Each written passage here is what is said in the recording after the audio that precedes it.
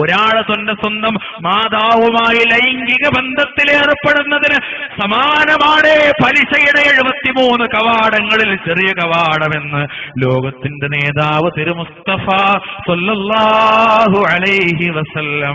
എന്റെ ഉമ്മയുമായി 9 മാസവും അല്പം ദിവസവും എന്നെ ഗർഭത്തിൽ ചുമന്നു കൊണ്ടുപോയി എന്റെ ഉമ്മ. എന്നിട്ട് എന്നെ പ്രസവിച്ച ഉമ്മ. ഏറ്റവും നന്നായി സുഹബത്ത് വേണമെന്ന് റസൂൽ സ്വല്ലല്ലാഹു അലൈഹി വസല്ലം പഠിപ്പിച്ചു പോയ ഉമ്മ.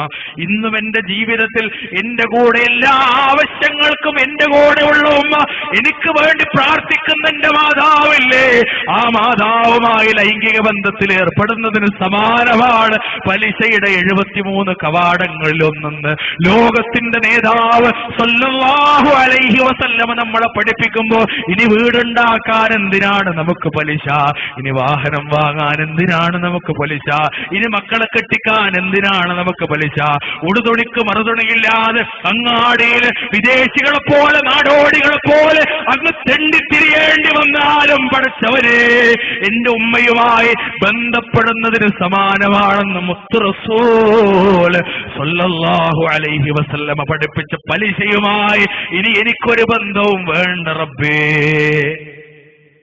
എന്ന് തീരുമാനിക്കേണ്ട ദിവസം നമ്മൾ ഇന്ന്. ഇത് ഇനി നാളത്തേക്ക് വെക്കരുത്.